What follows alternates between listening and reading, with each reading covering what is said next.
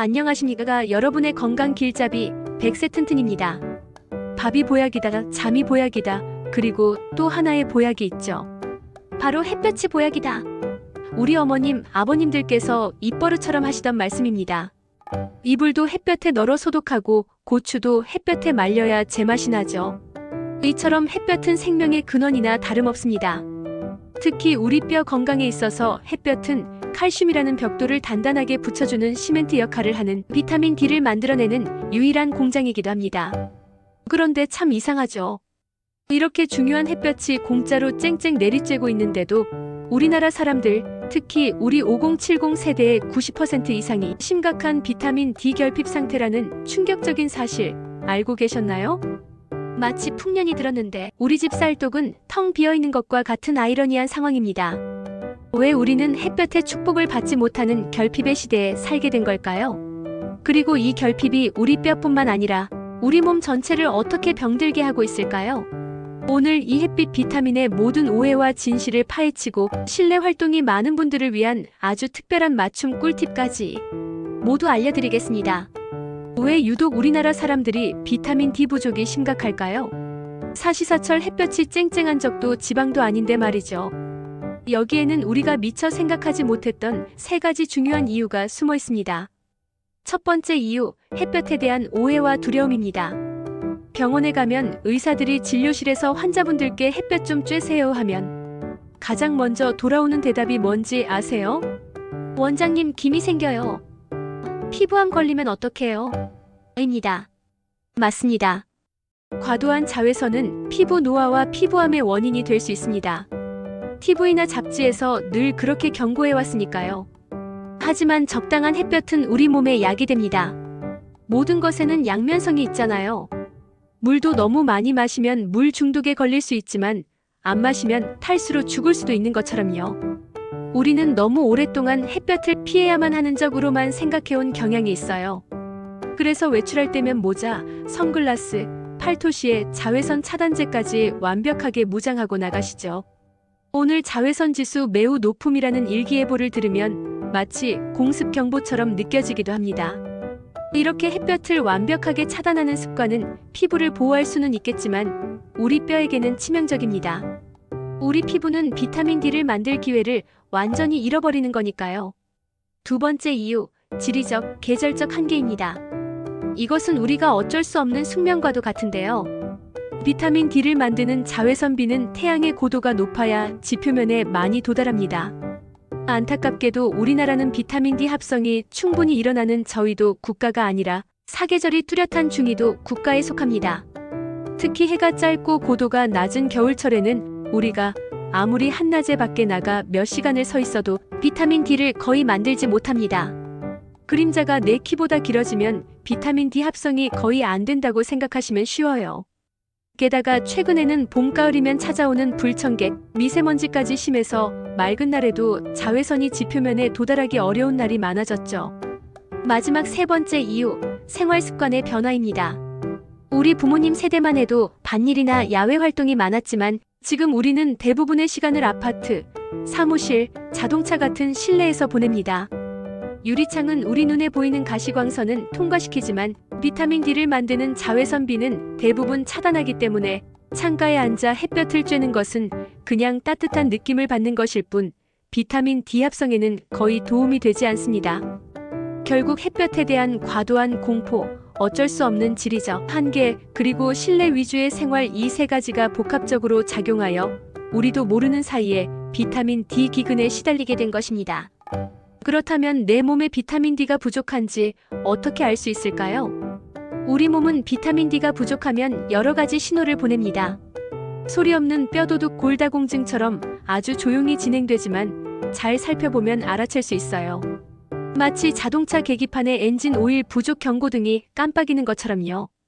제가 지금부터 비타민 D 부족 신호등을 켜드릴 테니 나는 몇 개나 해당되는지 한번 체크해보세요.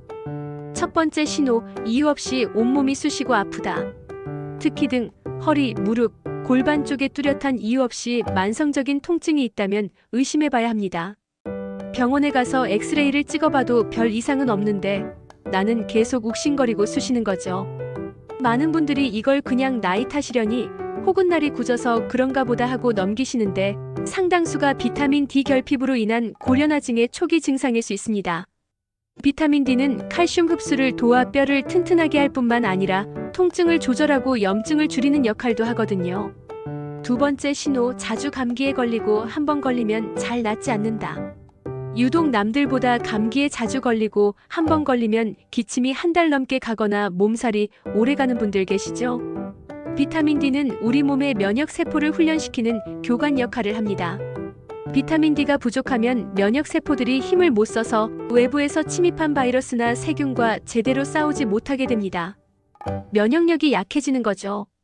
세 번째 신호, 기분이 자주 우울하고 무기력하다. 특히 겨울만 되면 괜히 마음이 헛헛하고 만사가 귀찮고 잠만 쏟아지는 계절성 우울감을 겪는 분들이 많죠. 이게 바로 햇볕 부족으로 인한 비타민 D 결핍과 아주 밀접한 관련이 있습니다. 비타민 D는 뇌에서 행복 호르몬인 세로토닌의 분비를 돕거든요. 네 번째 신호, 상처가 잘 아물지 않는다. 비타민 D는 염증을 조절하고 새로운 피부가 만들어지는 과정에도 중요한 역할을 하기 때문에 부족하면 상처 회복이 더뎌질 수 있습니다. 마지막 다섯 번째 신호, 머리카락이 많이 빠진다. 심한 비타민 D 결핍은 새로운 모발이 자라나는 모낭의 성장을 방해하여 탈모의 원인이 되기도 합니다. 이 다섯 가지 신호 중에 두세 가지 이상 해당되신다면 혈액 검사를 통해 정확한 비타민 D 수치를 확인해 보시는 것이 좋습니다. 피 한 번만 뽑으면 아주 간단하게 알 수 있거든요. 내 몸이 보내는 작은 신호들을 무시하지 마세요.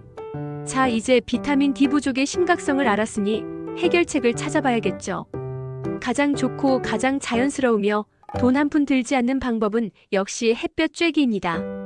하지만 무작정 밖에 나가서 오래 서 있는다고 해서 비타민 D가 저절로 만들어지는 건 아니에요. 오히려 피부만 상할 수 있죠. 똑똑하게 햇볕을 쬐는 비법이 있습니다. 첫 번째, 시간이 중요합니다. 비타민 D를 만드는 자외선 B는 햇볕이 가장 강하고 태양의 고도가 높은 오전 10시부터 오후 3시 사이에 가장 많이 나옵니다. 해가 다진 저녁에 산책하는 것은 기분 전환에는 좋지만 비타민 D 합성에는 큰 도움이 되지 않아요. 그림자가 내 키보다 짧아지는 시간, 바로 그때가 비타민 D 골든 타임이라고 기억하시면 쉽습니다.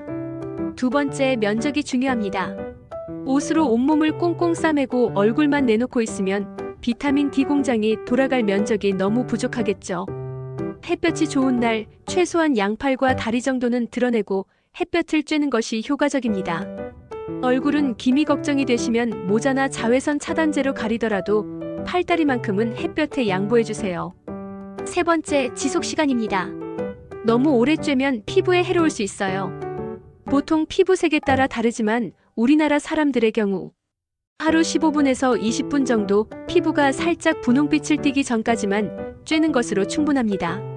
매일 하기 어렵다면 일주일에 두세 번이라도 꾸준히 해주시는 게 중요합니다.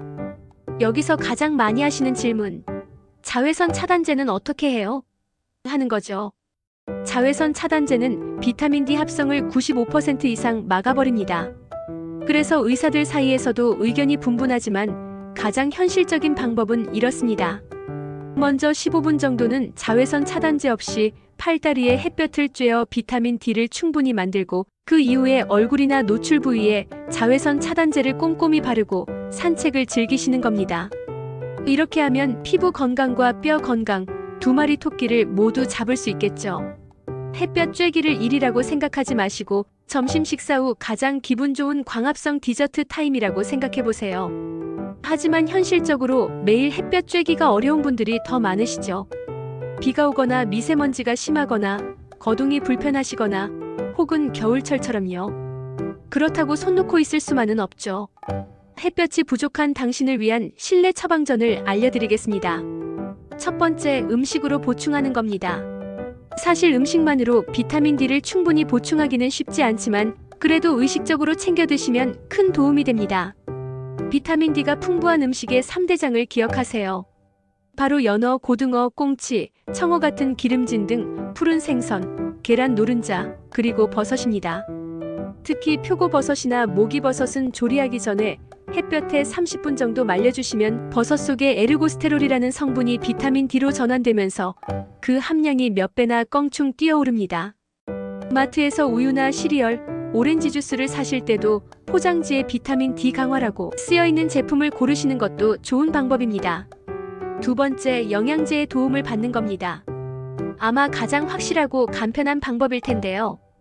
특히 겨울철에는 대부분의 사람들이 햇볕만으로는 비타민 D가 부족하기 때문에 영양제 보충이 거의 필수적이라고 할 수 있습니다. 우리나라 성인의 경우 보통 하루 1000IU에서 2000IU 정도의 비타민 D를 보충하는 것을 권장합니다. 특히 골다공증이 있거나 결핍이 심한 분들은 5000IU까지 더 높은 용량이 필요할 수 있으니 반드시 의사와 상의 후 결정하시는 게 좋습니다. 비타민 D는 기름에 녹는 지용성 비타민이라 식사 직후에 기름진 음식과 함께 드실 때 흡수율이 가장 좋습니다. 샐러드에 올리브유를 뿌려 함께 드시거나 식후에 바로 드시는 습관을 들이세요. 마지막으로 광선 치료라는 방법도 있습니다. 조금 생소하실 텐데요. 병원에서 비타민 D를 만드는 자외선 비만 안전하게 피부에 쬐어주는 방법입니다.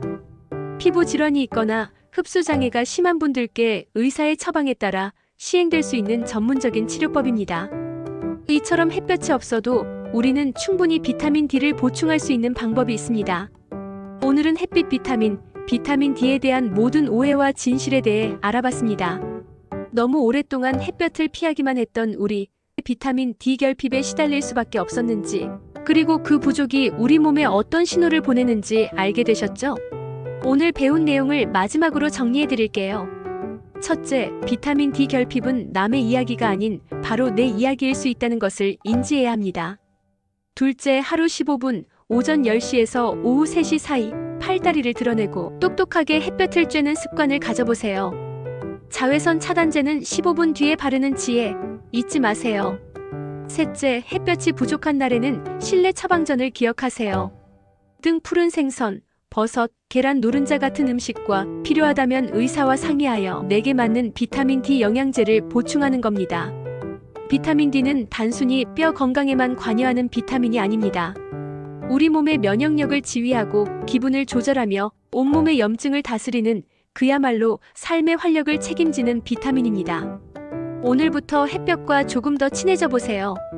그리고 부족하다면 현명하게 채워주세요. 여러분의 몸과 마음이 훨씬 더 건강하고 빛나게 될 겁니다. 여러분의 활기찬 100세를 응원합니다. 감사합니다.